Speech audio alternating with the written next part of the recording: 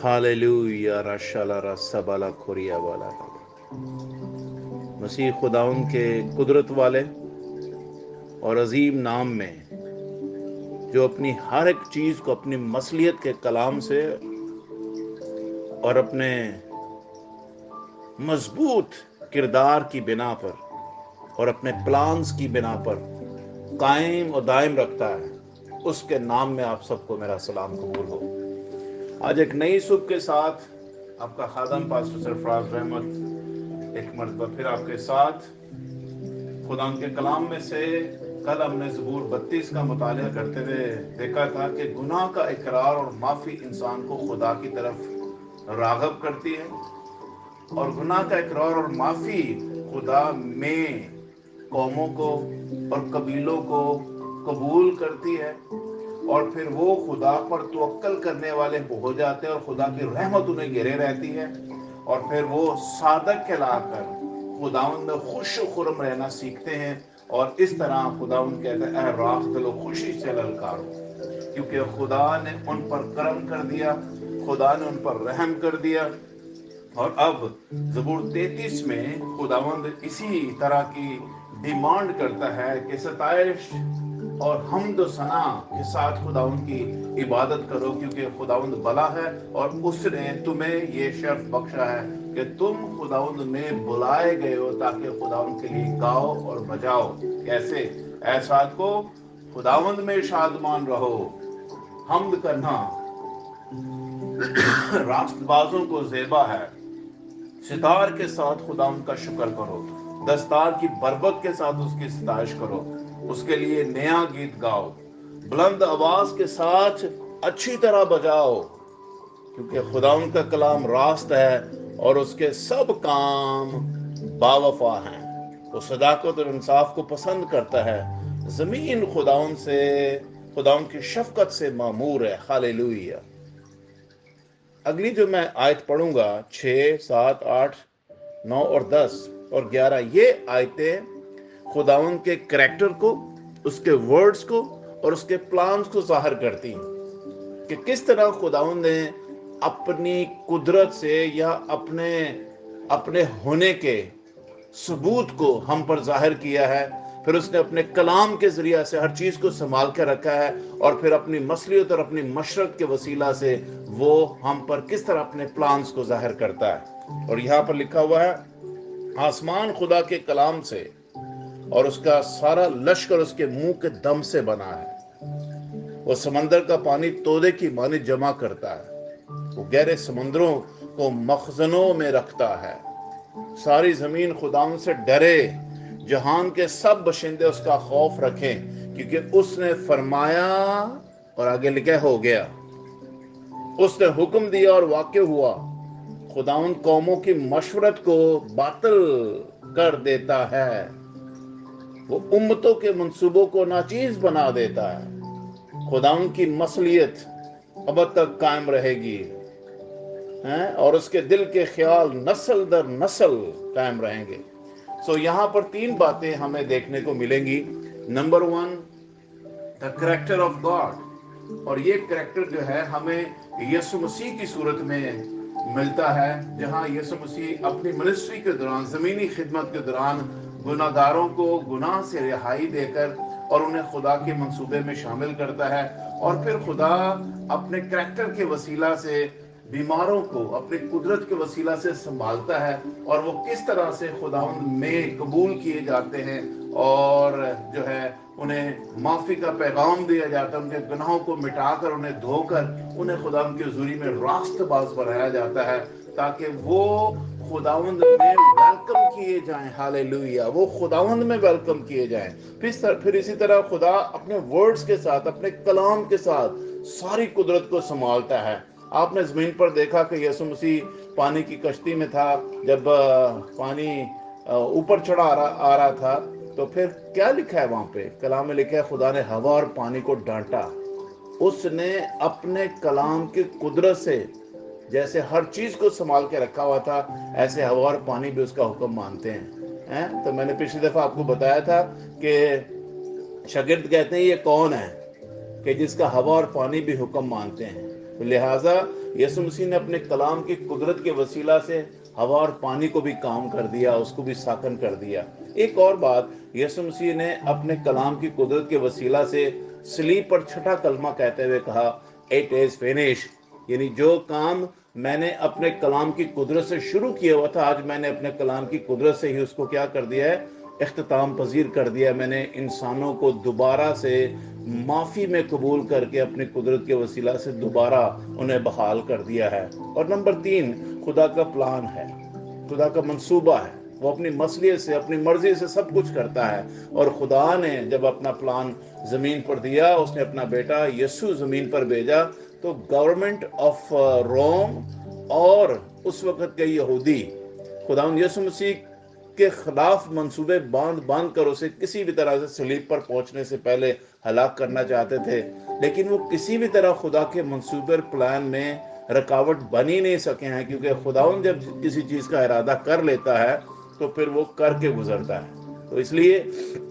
کئی ایک ایسے موقع آئے کہ جہاں پر یسوع کے بارے میں دیکھا جا سکتا ہے کہ شاید وہ یہاں پر مر جائے، لیکن کلام میں لکھا ہے یسوع ان میں سے نکل کر وہاں سے چلا جاتا ہے۔ جیسے یسوع کو ایک دفعہ پہاڑی سے نیچے پھینکنے لگے تھے، لیکن کلام میں لکھا ہے ابھی یسوع کا وقت نہیں آیا تھا اور یسوع وہاں سے نکل دیا۔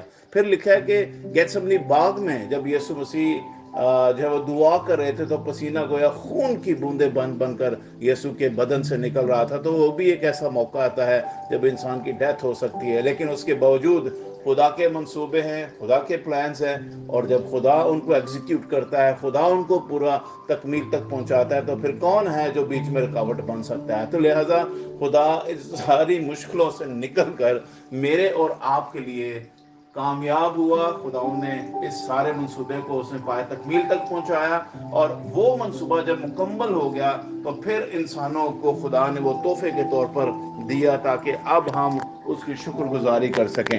لیکن زبور 33 کی 12ویں آیت سے میں آگے آپ کے لیے پڑھوں گا کہ کیا وجہ ہے کہ خداوند جب ہماری کمک اور ہماری سپر اور ہماری ڈھال بن جاتا ہے تو پھر ہم راست باز ہو کر خداوند کی حمد و ثنا اور اس کی پرستش کریں۔ لکھا ہے مبارک ہے وہ قوم جس کا خدا خداوند ہے، ہالےلویا۔ مبارک ہے وہ قوم جس کا خدا خداوند ہے، اور وہ امت جس کو اس نے اپنی ہی میراث کے لیے، آگے لفظ لکھا ہے، برگزیدہ کر لیا، چن لیا، پاک کر لیا، صادق بنا دیا۔ اور یہ کون بنا رہا ہے؟ خدا، اپنے کریکٹر سے، اپنے ورڈ سے اور اپنے پلان سے، ہالےلویا۔ اور میرے عزیز بہنوں اور بھائیوں، یاد رکھیے میں اور آپ خداوند کے وہ مبارک لوگ ہیں جو اس کے منصوبے میں بلائے گئے ہیں، hallelujah. We are the holy and chosen one, hallelujah, praise the Lord. ہم خداوند کے منصوبے میں بلائے ہوئے وہ مقدس لوگ ہیں جن کے لیے خداوند کہتا ہے سات کو خداوند میں شادمان رہو۔ پہلی آیت 33 کی لکھا ہے حمد کرنا راست بازوں کو زیبا ہے۔ اس لیے آئیں حمد کے گیت گائیں، کیونکہ خداوند ہمارا خدا مبارک ہے جو ہماری کمک ہے۔ لکھا ہے مبارک ہے وہ قوم جس کا خدا خداوند ہے، ہمارا خدا خداوند ہے، ہالےلویا۔ پھر لکھا ہے خداوند آسمان پر سے دیکھتا ہے، جس کا خدا خداوند ہے۔ سنیے، وہ خدا جو آسمان پر سے دیکھتا ہے، سب بنی آدم پر اس کی نگاہ ہے۔ ادھر دنیا میں بڑے، آپ کو پتہ ہے، CCTV ترقی یافتہ ملکوں میں لگے ہوئے ہیں، اور وہ اس کے ذریعے سے لوگوں پر نگاہ رکھ کے اور لا اینڈ آرڈر کی سچویشن کو کنٹرول کرتے ہیں۔ سنیے، آپ کا خداوند اپنی آنکھوں کے وسیلہ سے، اس کی آنکھوں میں CCTV کیمرے لگے ہوئے ہیں، اور وہ وہاں سے کلام میں لکھا ہے زمین پر کیا کرتا ہے؟ دیکھتا ہے، بنی آدم کو دیکھتا ہے، وہ ان کی نگاہ میں ہے۔ لکھا ہے اپنی سکونت گاہ سے وہ زمین کے سب باشندوں کو کیا کرتا ہے؟ دیکھتا ہے۔ واو، ہالےلویا۔ وہ آسمان سے، یعنی اپنی سکونت گاہ سے زمین کے سب باشندوں کو دیکھتا ہے۔ وہی ہے جو ان سب کے دلوں کو بناتا اور ان کے سب کاموں کا خیال رکھتا ہے۔ آپ سمجھیے، آپ کا خداوند خدا وہ ہے جو آپ کی ہر ایک انر اینڈ آؤٹر سے واقف ہے، اندر سے باہر سے واقف ہے۔ نہ صرف آپ کی اندرونی حالت سے بلکہ باہر کی حالت سے بھی، یعنی جسمانی اور روحانی دونوں حالتوں سے وہ واقف ہے، اور وہ آپ کے خیالوں اور آپ کے کاموں کو بھی جانتا ہے۔ ہاللیلویہ۔ کسی بادشاہ کو فوج کی کثرت نہ بچائے گی، اور کسی زبردست آدمی کو اس کی بڑی طاقت رہائی نہ دے گی۔ بچ نکلنے کے لیے گھوڑا بیکار ہے، وہ اپنی شاہ زوری سے کسی کو نہ بچائے گا۔ گھوڑا کسی کو اپنی شاہ زوری سے نہیں بچائے گا، بلکہ کلام میں لکھا ہے، دیکھو خداوند کی نگاہ ان پر ہے جو اس سے ڈرتے ہیں، جو اس کی شفقت کے امیدوار ہیں، تاکہ ان کی جان موت سے بچائے اور قحط میں ان کو جیتا رکھے۔ سنیے، جو خداوند پر توکل کرتے ہیں، اور وہ قوم جس کا خدا خداوند ہے، خدا کہتا ہے قحط میں بھی میں ان کو بچاؤں گا۔ ہاللیلویہ۔ آپ نے بنی اسرائیل قوم کو دیکھا تھا، جب قحط آ گیا تھا تو خدا نے پہلے سے ہی اپنا بیٹا یوسف جو ہے وہ مصر میں بھیجا، تاکہ قحط کے وقت میں وہ اتنا ذخیرہ اکٹھا کرے کہ اس کی پوری قوم، بنی اسرائیل کی قوم جو ہے وہ مصر میں جا کر اپنے قحط کے وقت کو گزار سکے۔ کہنا یہ چاہتا ہوں کہ جو کچھ بھی دنیا میں ہونے والا ہوتا ہے، خدا پہلے سے اس کے بارے میں جانتا ہے، کیونکہ وہ علم کل ہے۔ علم کل ہونے کے ناطے وہ سب کچھ کا اس کو معلوم ہے۔ لیکن اس سے یہ مراد نہیں ہے کہ ہم یہ کہیں کہ پھر خدا نے ایسے ہی جو ہے نا اس میلہ بنایا ہوا ہے۔ یہ میلہ نہیں ہے، it's a plan of God, it's a word of God, it's a character of God، کیونکہ خدا وہ ہے جو ہر ایک چیز کو اپنی مصلیت سے، اپنے کلام کی قدرت سے سنبھالتا ہے۔ اس لیے کلام میں لکھا ہے، دیکھو خدا ان کی نگاہ ان پر ہے جو اس سے ڈرتے ہیں، جو اس کی شفقت کے امیدوار ہیں، تاکہ ان کی جان موت سے بچائے اور قحط میں ان کو جیتا رکھے۔ ہماری جان کو خداوند کی آس ہے، وہی ہماری کمک اور ہماری سپر ہے۔ ہمارا دل اس میں شادمان رہے گا۔ ہمارے دل کہاں شادمان ہیں؟ کئی دفعہ ہم صرف چرچ کے اس 2 گھنٹے میں جہاں ہم خداوند کی بات کرنے کے لیے جاتے ہیں، اس میں ہم شادمان رہتے ہیں، اور پھر باہر دنیا کے سارے معاملات، ہمارے دل سارا دن اسی میں دنیا داری میں لگے رہتے ہیں۔ نہ ہم دعا کے لیے وقت نکالتے ہیں، نہ ہم کلام پڑھنے کے لیے، نہ کلام سننے کے لیے، نہ کلام میں بیٹھنے کے لیے، نہ خدا کی شکر گزاری کے لیے۔ اور اگر کرتے بھی ہے تو کوئی 2 4 5 منٹ کی دعا کر کے یا کلام کا ایک آیت پڑھ کے ہم خدا پر احسان کر دیتے ہیں۔ سنیے میری بہنوں اور بھائیوں، بات ہو رہی ہے دل لگانے کی۔ دیکھیں، جہاں تیرا مال ہے یا جہاں تیرا دل ہے، اوتھے تیرا دھیان بھی لگا رہے گا۔ آپ کا مال کیا ہے؟ میرا مال کیا ہے؟ میری دولت کیا ہے؟ میرے لیے کیا اہمیت ہے؟ میرے لیے کیا امپورٹنٹ ہے؟ آسمان کی بادشاہی، خدا کی حضوری، یا دنیا کا مال و متاع؟ آپ یقین مانیں کہ جب آپ کلام کے ساتھ جڑنا شروع کر دیتے ہیں، آپ کو دنیا پھیکی لگنا شروع ہو جاتی ہے۔ آپ کو دنیا محض ایک تماشا لگنے لگ جاتی ہے۔ اس لیے جب خداوند کے ساتھ دل لگ جاتا ہے، ہمارا دل اس میں شادمان رہے گا، کیونکہ ہم نے اس کے پاک نام پر کیا کیا ہے؟ توکل کیا ہے۔ ہمارا دل اس میں شادمان رہے گا، جس نے ہم پر رحم کر دیا، جس نے ہمیں گناہوں سے آزاد کر دیا، جس نے ہمیں اپنے پلانز، یعنی اپنے کلام اور اپنے پلانز اور اپنے کریکٹر کے وسیلہ سے دنیا سے چن کر الگ کر لیا، برگزیدہ بنا دیا، شاہی کہنوں کا فرقہ بنا دیا، اپنے ساتھ اپنے تختوں پر بٹھا دیا، ہمیں بیٹے کا سٹیٹس دے دیا، ہمیں اپنے ساتھ ڈائننگ ٹیبل پر بٹھا کر اس نے کھانا کھلایا۔ جو کنگ آف کنگ ہے، جو کریٹر آف یونیورس ہے، جو سب چیزوں کو اپنی مصلیت سے سنبھالتا، اور جو خدا آسمان سے اپنی آنکھوں سے نگاہ کر کے زمین کو ہولڈ کرتا ہے، سنیے، وہ میرا اور آپ کا باپ ہے۔ اس لیے ہمیں اپنے خدا کے ساتھ دل لگانے کی ضرورت ہے، تاکہ ہماری کمک خدا ان کی طرف سے بر وقت جاری ہو۔ لکھا ہے، خدا جیسی تجھ پر ہماری آس ہے، ویسی ہی تیری رحمت ہم پر ہو۔ جیسا ہم نے اس پر دل لگایا ہوا ہے نا، آس لگا کے بیٹھے ہوئے ہیں کہ میرا خداوند میرا ہے، خداوند کہہ رہا ہے ویسی ہی تیری رحمت ہم پر ہو۔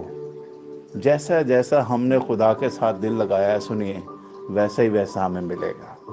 کئی دفعہ ہم ایکسپیکٹیشن خدا سے بہت زیادہ کرتے ہیں، لیکن ٹائم خدا کو چند منٹوں والا دیتے ہیں۔ سنیے، اگر واقعی ہی آپ نے خداوند سے بہت برکتیں لینی ہے، سنیے، اس کو بہت ٹائم بھی دینا پڑے گا.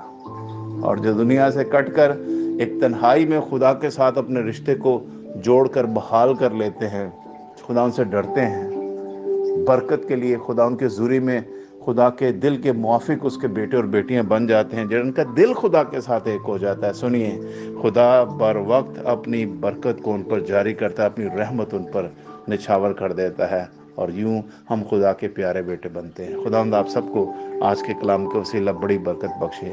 آمین اینڈ گاڈ بلیس یو.